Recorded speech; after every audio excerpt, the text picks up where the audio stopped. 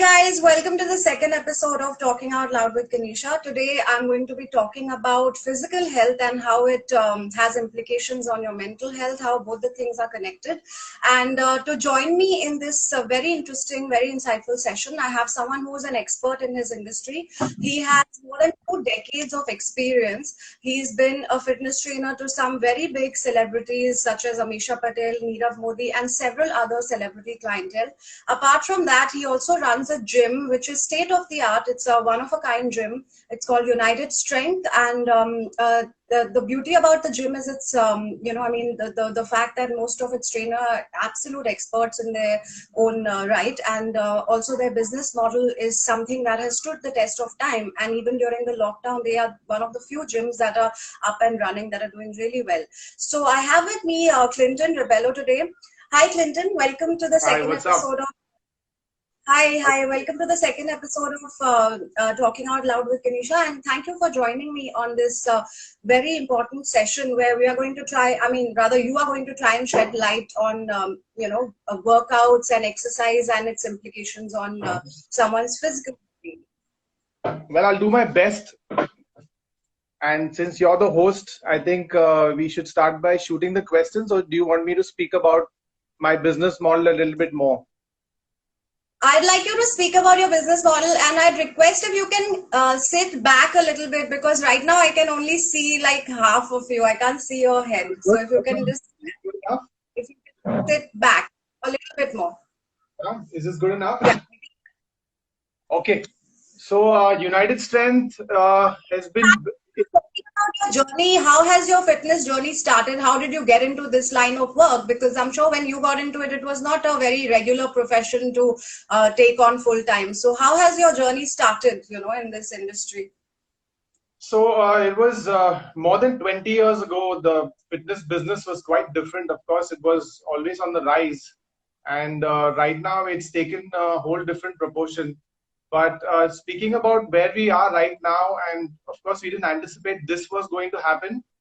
But as far as where the situation, if we had to talk about the situation now, with most gyms shutting, shutting, students losing their jobs, it's sort of exposing certain weaknesses in the fitness business. I don't want to say that there were, gyms that were built wrongly or things like that.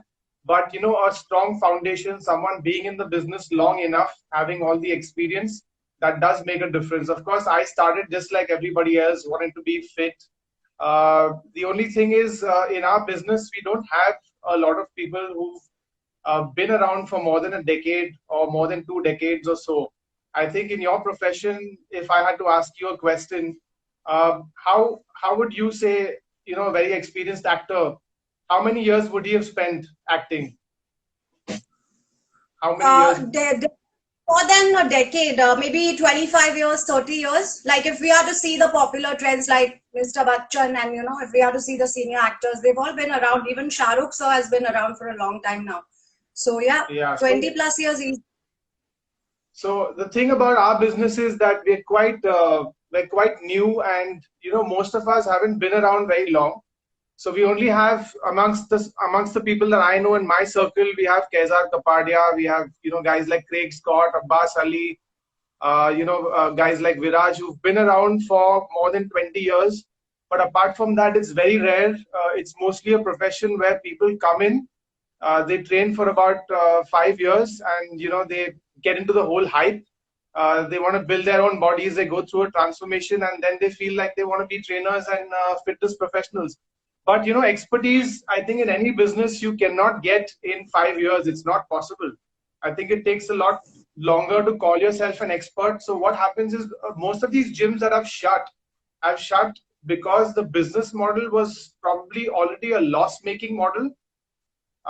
People build these gyms around the fact that you want a presence, whether it's social media presence or whether it's something else, and also just a place for you to work out, network. So there's other benefits. But what happens during this lockdown is, whether let's say your normal day to month to month running expense would have been about 1 lakh or 2 lakhs of a loss. A lot of the partners in the gym business were ready to just cover these losses and keep it running for years. But what's happened during this pandemic is these things have got exposed. Suddenly you've got a Yeah. rent when where someone has to pay a lot of rent, and suddenly that's not possible anymore. So it's just exposed a lot of weaknesses within the fitness business. So it just goes to show that a lot of the fitness models weren't really built on profit in the first place, as it Yeah. was with many restaurants, as it was with all possible businesses with hype. I'm sure when it comes to hype, in your profession, I guess you would know what hype really means and how people fall into the whole hype. And it's probably a lot less substance in. There might be a lot of actors out there who are giving people a perception of success, and the success isn't really there. I think you'd probably be able to shed some light on that. Yeah, I mean, success is so relative for everyone, right? It's a very subjective term. So, what it could mean to you is entirely different from what it could mean to me. And so, therefore, I think everyone should understand that it's a very individualistic concept in the first place and not try and put an absolute definition to it. You know, that's my take on success. Also, it's dynamic as a concept. It changes, like success at 16 is very different from success at 28 and so on, you know. So now coming back to physical health, it's like right now I see like there's this whole crazy hype, or the other word would be like it's a trend now, you know, to sort of become fit, and people are resorting to a lot of supplements, a lot of chemical supplements even. What do you have to say about this unhealthy trend? And they don't understand that these things might have a long term impact, you know, even on their brain. They just think that, okay, you know, we just make like our body and I'll just become like super fit, or I'll look like Kylie Jenner and that's it, you know, like finished. Yeah, so the point you were trying to make is, the whole hype behind the fitness business. Of course, we're not against transformations and things like that. Transformations are great, but you are going to want to exercise for a good 20 years, 30 years, or maybe even more in a gym. So you want to take a path that you can really sustain. Of course, you're not going to be able to train the same way that you trained in your 20s and in your 30s and your 40s and 50s, but you want to be able to last. So lots of people, we're not just talking about supplements. There's more dangerous stuff out there. People are using all sorts of things. They're using hormones and they're messing with their systems and stuff like that. And in our business, we have, a lot of people join the gym because it's an insecurity issue that they might have had growing up. Either someone's felt overweight, or either someone's felt weak, or just somewhere not significant. And what happens is eventually they exercise to look a little bit better. The endorphins are released and, things like that. You feel better temporarily. But somewhere down the line, the underlying issues are probably not addressed. And you have to be able to accept who you really, really are. And a lot of people are not ready to accept it. And plus they buy into the hype, whether it's celebrities or anything else. And, pressures that men have, to look a certain way. And that's when they end up using hormones and stuff like that, often not monitored. And that causes all sorts of problems, because you're going to get on a certain substance and you're going to get off it. It's going to work for maybe 5 years, maybe 10 years, but over the course of time, there's going to be complications. I'm not saying everyone faces those health complications, but it's a reality. And the whole deal about mental health these days, people are talking about mental health. Of course, I'm no mental health expert, I'm no psychologist. But as far as my opinion is concerned, from everything that I have seen, a lot of the guys who seem very fit, and just like the guys who seem to be doing very well on Instagram, the reality is something else. A lot of the guys who seem fit might not be. They might not be healthy. A lot of them, die of certain substances, but these things are hushed and not spoken about. But it's a reality. People, mental health and just being able to accept who you are, and just being able to be patient and last long, it does really matter a lot. You want to have a very, very long journey with fitness. You don't want to think of 5 years, because 5 years passes just like that, Yeah. and you see a lot of guys get into great shape in 5 years, in 10 years, 15 years, they're unrecognizable, and 15 years comes like that. There's a certain attitude that a lot of guys have is, who knows tomorrow? There's that attitude. Yeah, But, but That is so but true. likely most of us, I think 90% of us, or maybe even more of us, are going to live for another 20 years. So we must think about these things, especially when you have you know bodybuilders like Ronnie Coleman, guys who've had the best physiques in the world. I'm not saying it's their fault or whatever, but at this stage, the guy can't even walk properly. So that doesn't really set a very good example for a lot of people to follow. But this trend just goes on and on. So of course, mental health is connected with how you can keep yourself fit and stuff like that. But if there are underlying issues that you've got to sort out, you've got to sort those out, accept who you are. And of course, nutrition does play a role. Of course, we're not trying to be experts here. But as far as my opinion is concerned, from all the experiences that I've had training people over the years, trying to get into their space and understand what they're going through, it seems like it does matter a whole lot than we think. We underestimate this, but it does matter a whole lot. Since you spoke about nutrition, how much do you think does nutrition contribute to the cause of mental health? Because that's something that most people don't speak about, or maybe there's not awareness in that sphere, you know? Yeah, I guess the nutrition, just being able to eat clean does matter. Of course, everyone knows that you've got to stay away from processed foods and stuff like that as much as possible. But again, on the other side, not too much is known as far as nutrition and mental health is concerned. There's still a lot of research being done there. But there, of course, is stuff. There is enough evidence that your gut health affects the way you think. It does. I mean, if you have an upset stomach, or if you're just not digesting food enough, you're not going to feel at your best. You're not going to perform at your best. And as far as immunity is concerned, yes, your diet does really matter. It doesn't matter what you've done and the kind of medicines you've taken. But if you are really healthy, you will last long, and you will be able to fight off viruses, things like that. And also, the gut health is connected to your brain for sure. There's people who will be able to give you a lot more information on this, but there is definitely a connection in terms of nutrition and health. 100%. Right. And that's a very interesting insight, because a lot of people will not connect the two. I don't think that a lot of people understand. I mean, now I see a trend of people only being on proteins, like just only consuming proteins. I don't know how. In fact, I know for a fact that that's not very healthy. I think for your, neurological system to function at its optimum, you need to also have carbs. So, there are there's a lot of misinformation out there, a lot of bad trends that have become so rampant. So I think what you said about the gut health, I think is a very important insight. Now that brings me to my next. Sorry. Okay, you can shoot your next one.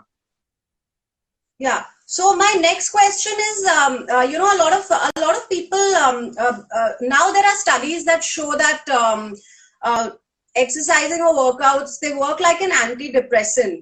But do you think it can be a substitute for being on medication for someone who has a condition? Like, a lot of people don't want to take the medicational route, don't want to see a psychiatrist because they feel, if I exercise, then it's all good. Do you think one is the substitute for other? What are your views on this?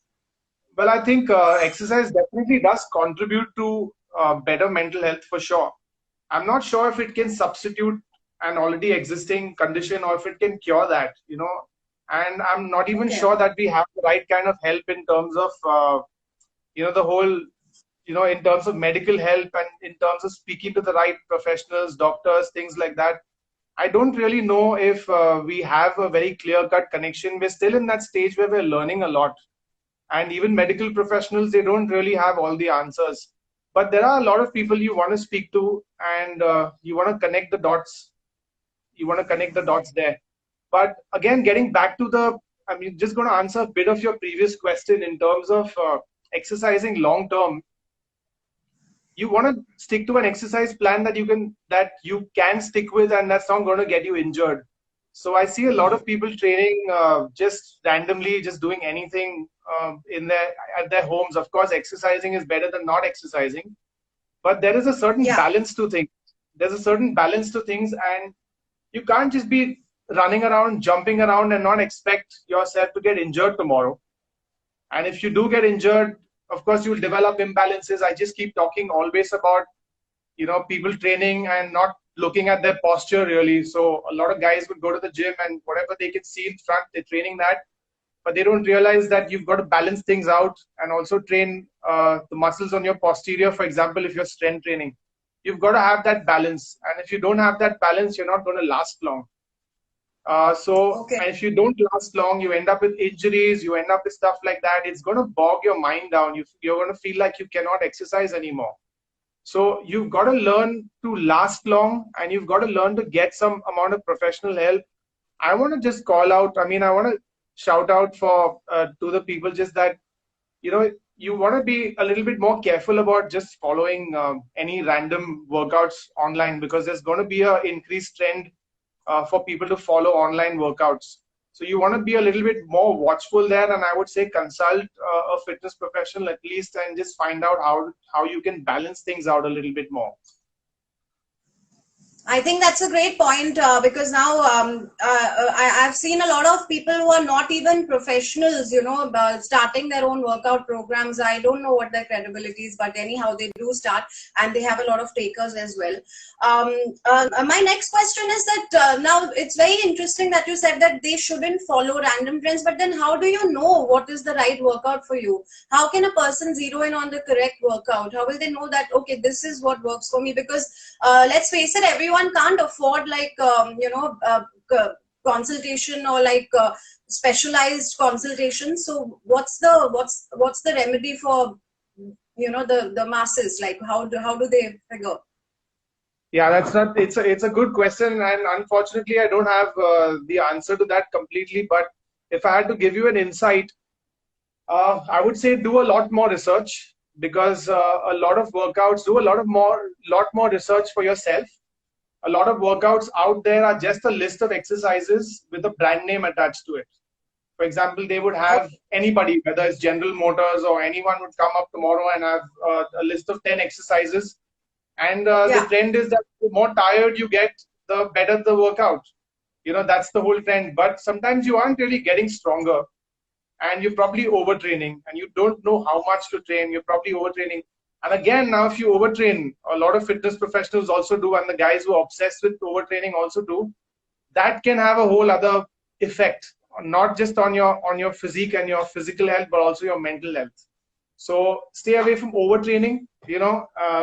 You'll see people just randomly doing burpees non-stop, just without thinking.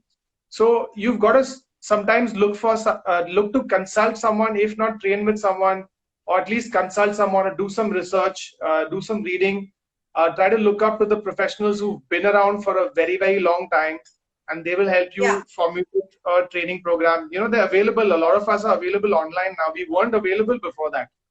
For example, for me, this is my first live chat. I've done a live workout, and that was a little odd. And finally, I'm doing this. I never thought I would be doing this. So a lot of fitness professionals earlier who weren't really getting online are now giving out a lot of information. So you want to get after those guys. You want to be around, you want to get information from the ones who've been around really long. Do your own research. Don't just follow a random set plan, and use your brain a lot. A lot of us don't really use our minds too much. We just do whatever's in front of us. And a lot of people don't want to put a lot of thought into it. But if you want to train long term, and if you want your results to stay long term, you've got to be a little bit more intelligent about it. It's just like, it's like an online doctor giving you a prescription without really knowing what's wrong with you. Everything's got to be customized a little bit. Everyone's got to train a little bit. We're all very different from each other. For example, I might have really long arms, and I might be good at certain things. I might be great at deadlifts, and but I won't be able to do push-ups as much. There's going to be certain physical limitations. You've got people built differently. You've got people who have different systems, different amount of tolerances. So you've got to customize everything. You've got to customize your training programs and your diet if you want to last long. And we're talking about long in terms of 10, 15, 20 years. We're not talking about 2 or 3 years. for 2 or 3 years, you get away with anything. You can do countless push-ups. You can do push-ups. I see these online programs now. They're just doing squats, push-ups on the floor, push-ups on the sofa, push-ups here, push-ups there. So what happens is the guys end up looking like that. You have muscles that are just pulling you forward. They're not doing any pulling movements. For example, that's just one example. So everything, even your lower body, there's a certain balance of exercise that you need to do. And if you don't, you'd end up with things like spasms and possibly even injuries. So you've got to be a little bit more intelligent and do a little bit more research if you want to last long and keep yourself physically and mentally a little bit more healthy. You've got to be slightly intelligent about it. That's my opinion. I think those are very valid points what you make over there, because a lot of people don't understand. Like now there are a lot of apps, like apps about how to get 6 packs in 20 days, and they have like the same exercise for hours on end daily. So I just out of curiosity had downloaded some of these apps, but then I like you said, a little intelligence always goes a long way, and my mind told me that how healthy could it be, because this is not realistic. Every day I'm not going to be able to do 500 crunches, and I rather don't want to also. So I don't know what's the whole fad about, this much in 28 days and that in 28 days. I don't think there is a shortcut like that. I think it has to do something with lifestyle, which brings me to my next question. How important do you think lifestyle is? Because like you said, we all are different. For instance, I'm a nocturnal person. I feel like I'm at my creative optimum best at night, and somebody could be an early riser. So do you think there's a certain protocol of people who that there's a certain standard that you have to be this way for your mental and physical health to function at its best? Or what are your views on lifestyle? By and large, from everything that we've observed, from our clients and from my experience, certain things are pretty much standard for everyone. Okay. For example, everyone needs to sleep enough. So there are guys who sleep a little bit early, there are guys who sleep a little bit late, things like that. The sleep, not stressing out, those things are common. Every person needs that. Of course, you do need some stress also. But then apart from that, you've got to use your brains even here. You've got to realize what habits are good for you and what habits are not good for you. Like we have this habit, I think most of us, at least in our country, we have this habit of constantly sipping on tea and coffee. And, we have that habit. Sometimes it might not be the best thing for us. So the important thing is to realize what you're doing to yourself, and of course, be a little bit more connected with yourself, and then decide what you want to do. I feel like the loss of that connection with your own self is there. A lot of people, in this generation, a lot of us don't have that connect. So when I say this generation, I mean back in the time when we started exercising, of course we had, Arnold Schwarzenegger's encyclopedia and stuff like that. And we had those pictures, and we get fooled by it a little bit, thinking, okay, it's achievable without the use of drugs and whatever. That was different, but by and large, we tried things out in terms of exercise. We just tried to see what works for us, and we would observe how we felt, and if it was making us stronger, if it was making us better. So we had a little bit of a connection, and I guess the generation before that had an even better connection. And it also had to do with the lack of technology. Of course, technology is great, but the lack of technology gave people a little better connection, and the connection is not there today. A lot of fitness professionals also, I'm going to be speaking mostly about fitness professionals because I don't know much about other professionals, but fitness professionals these days are all about, do a fitness course, see the stuff that's going on online, and pretty much just copy it. Don't use your brain, don't use anything. And we've seen this during this pandemic, for example. The guys suddenly had no gyms to train in, and the online workouts hadn't kicked in yet. And the online workouts, of course, weren't of that same quality, but guys were doing anything at home. Guys who should have been just using their brains and certified and studied and things like that, they just weren't exercising right in their own houses because suddenly the environment's different and they have to use their own brains. You have to figure how you want to train. I was telling people that, there were guys lifting 1 kg dumbbells, and there were ladies lifting 1 kg dumbbells for exercises in which in the gyms they would lift like 30-40 kgs. that's a big disparity. So you're not even going to get the same kind of effects. You could have just worn a backpack and done something similar and, gotten much better results, for example. So the creativity and, the whole connection with exercise is lost in this generation. And the same thing is to do with the diet. A lot of us read so much and we're so tuned into our phones that we don't really know what we're feeling like. We've heard that, okay, this is good for you, that amount of protein is good for you. So we just like gulping it in. And if the guy feels bloated after that, it doesn't matter because that's what someone said you should do. That's what someone said you should have 30 grams of protein or 40 grams of protein post-workout. And the guy does it regardless. He doesn't think about anything. His gut's bloated. He doesn't realize he's not absorbing it. But back in the day, if you had to tell someone to do something like that, and if he felt something odd going on with him, he would have the connection and he would know what to do. But these days, people just don't know what to do. They just don't have that creativity. They don't use their brains. Everything on the internet, you have to print it out nicely, shoot a good video. Even if it's not effective, the guys will do it. Of course, the guys who are advertising and getting into, advertisements in that kind of shape and, endorsing products like elastic bands and stuff like that, obviously didn't get into shape using elastic bands. So we all know that, right. But we all fall into the hype. And, I'm just gonna, because a lot of people in my industry look up to celebrities, a lot of us get fooled there also. Yeah. So example, we look at an actor having a certain lifestyle and, getting out of a certain car and, dressing up a certain way. And, we want to copy just that. Trainers want to do exactly what a celebrity is doing. And I don't know. I mean, I would just, if you could just give the viewers a little bit of advice on that, because a lot of it is very fake. Even in the fitness business, a lot of the stuff that's shown on Instagram is extremely shallow. So, telling people that and making them realize that is important in my opinion. I don't know what you feel about it.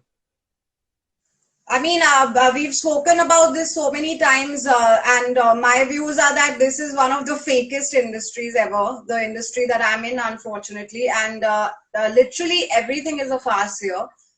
From interpersonal relationships to even lifestyles, it's all so bogus that it's not even funny. And that's the reason why I always tell them that, listen, the celebrity you're seeing having a very happening life, you really don't know how isolated they are, because first of all, this is an industry, the more successful you get, the more isolated you'll be.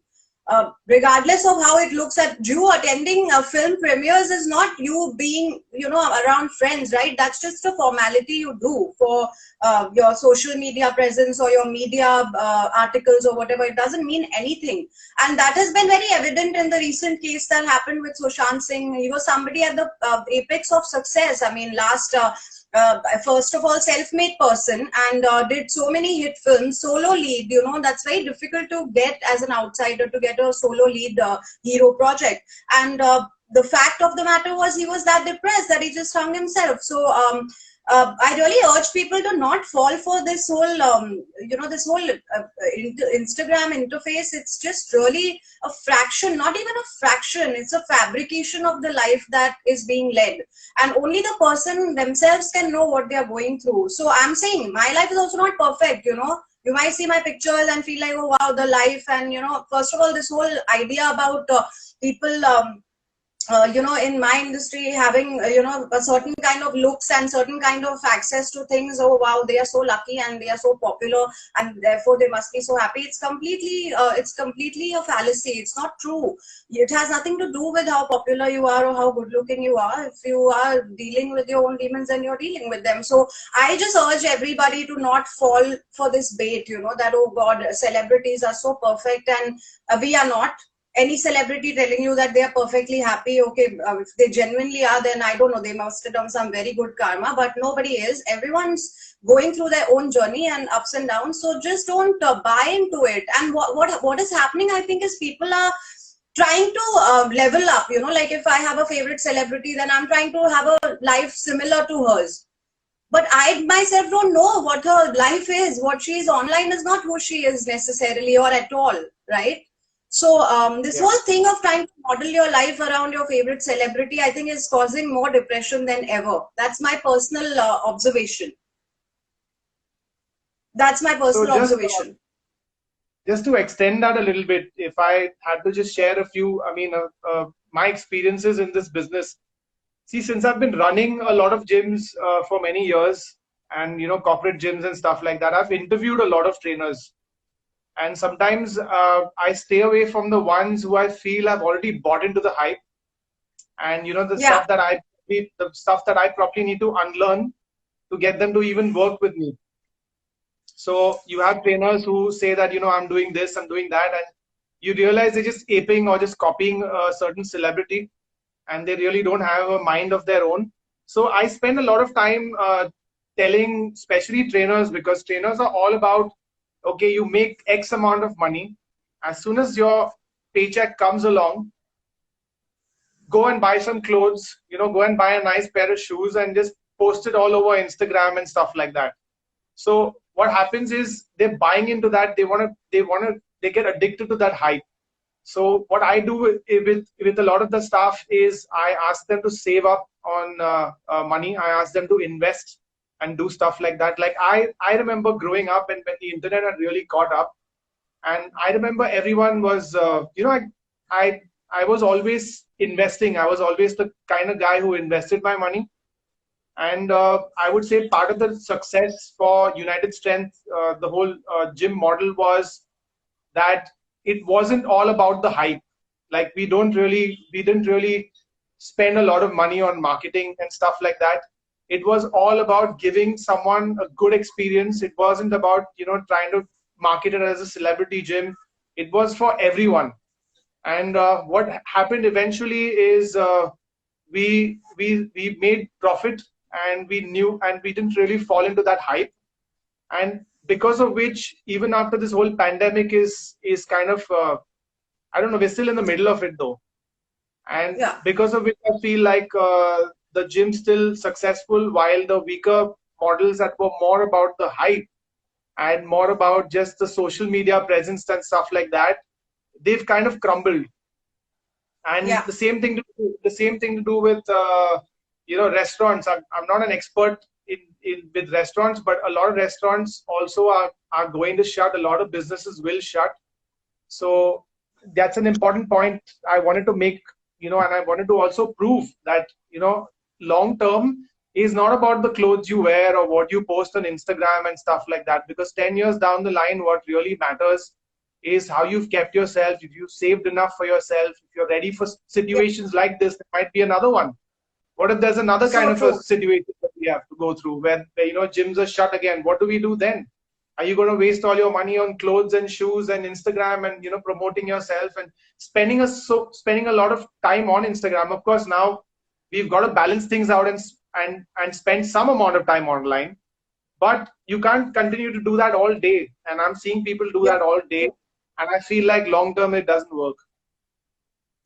Yeah, I agree with this. I second that point. I mean, there has got to be a life that starts beyond social media. What are your future plans with respect to your endeavors in the field of fitness? Also, tell everybody why your gym is so different. I have been to your gym a couple of times, and even the environment is quite different. It's very personalized, first of all, and there's one thing that I really loved, that you play motivational tapes. I thought that that was an amazing thing. I think that the gyms, instead of having like some Punjabi songs, it should have motivational speeches, motivational quotations. So who came up with that idea, and what are your future plans with your gym or your offline coaching, and Okay, how can people in regards with the motivational quotes, I think that was kind of mostly to do with social media. But as far as the gym is concerned, when you enter the gym, you pretty much don't know that you don't know who owns the gym. You don't have a face behind it. You just have people. You don't have pictures of fit people. You don't have pictures telling you that you should look like this or you should look like that. So as soon as you enter most gyms, you find that the gym's kind of telling you what you should look like. And okay, if you look yeah, like this, you have your poster up and stuff like that. And if you are famous, then we're going to put your picture up like that.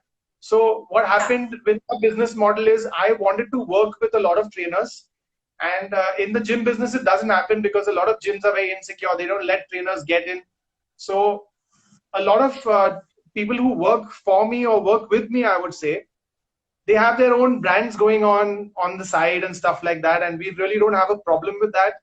But at the same time, Yeah. any trainer who wants to come in, anyone who wants to come in, whether he's 60 years old, whether he's 80 years old, or whether he has a medical condition, or whether she's a housewife, they all get equal importance, which doesn't really happen in gyms.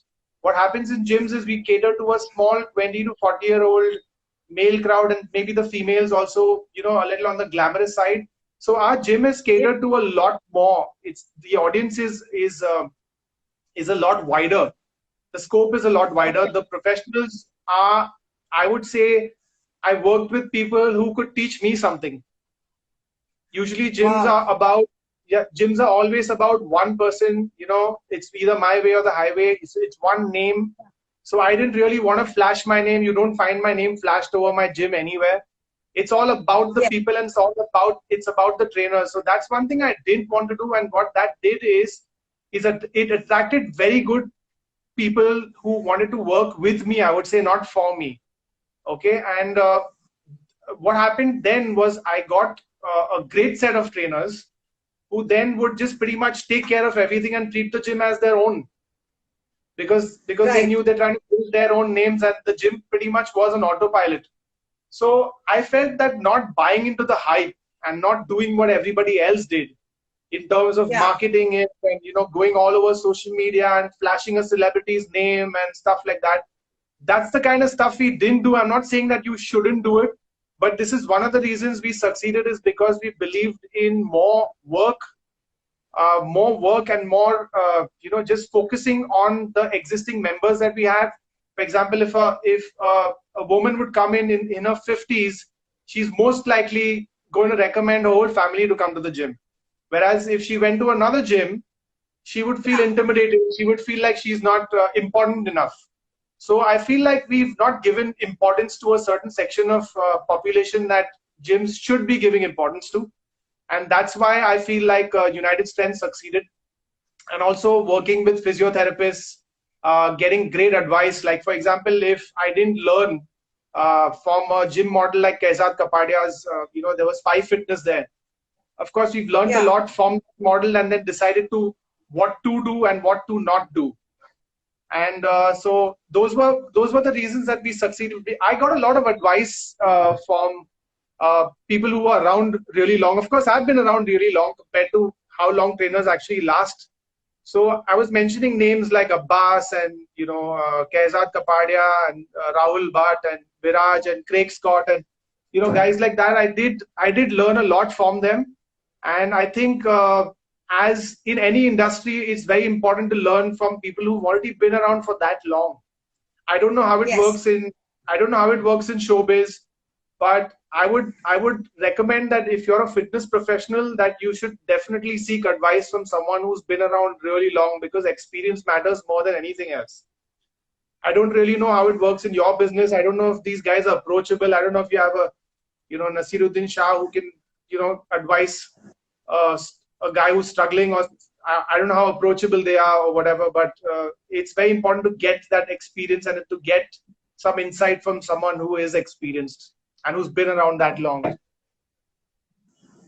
I think that's a very good point. I think people should really make note of it, that don't just go and start taking advice from someone who looks really like a hunk or like a babe.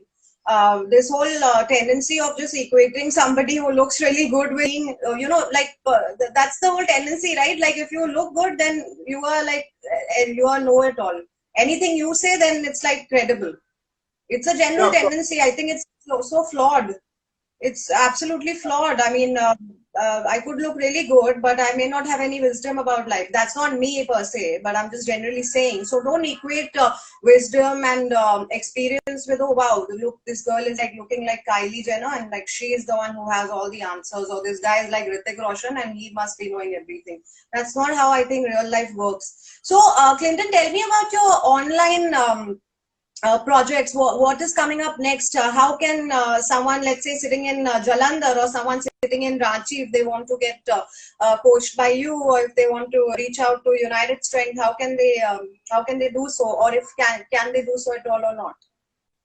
So like I said before, there was a time when it was just not possible for me to get online. I kind of probably looked down upon it a little bit also, and it's probably wrong on my part. But I've gotten to this point where, if you look at my page @ of United Strength, you will find an online product. And the difference is that we will be looking at this at a lot more personal level. So each one Okay. of each and every person who joins in will get a fair amount of customization, and all the Okay. fitness professionals who weren't really available at one point of time during this pandemic are now available. Like, I really didn't have the time to do this. I didn't really have the time to get online, but I finally have, and it's probably my online product gets launched probably next week. And Oh, wow. @ of United Strength, Zoom classes, and we're also going to have a few WhatsApp groups where you can get training advice and diet advice and probably shoot your questions in any time. Me being available on the phone and stuff like that. This wasn't even there before, is now available. Right. So this is the right time to even, approach a fitness professional and get advice that you otherwise wouldn't be able to. So right now is the right time for that. Okay, it's been a great session and so insightful. I have come away learning quite a lot, and I'm sure that my viewers have learned quite a lot. You're very inspiring with all that you do, and I like your quest for learning. You're always learning and working hard. I've never seen you be complacent or sort of like, cocky about your knowledge, which I think is what makes you into an extraordinary coach.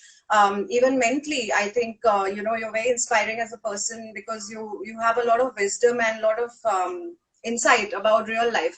So thank you, Clinton, for joining me on my second episode, and I wish you all the very best. My viewers and the people who are watching us right now, please do follow him. @United Strength is the Instagram handle. They keep posting very relevant, very informative posts, so it will help you a lot if in case you're going wrong or doing something wrong. And of course, like Clinton said, in a week he'll also be launching online, so you can access him and get the best of nutrition and fitness advice.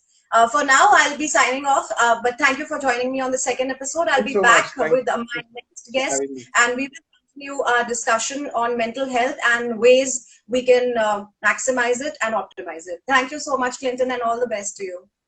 Thank you.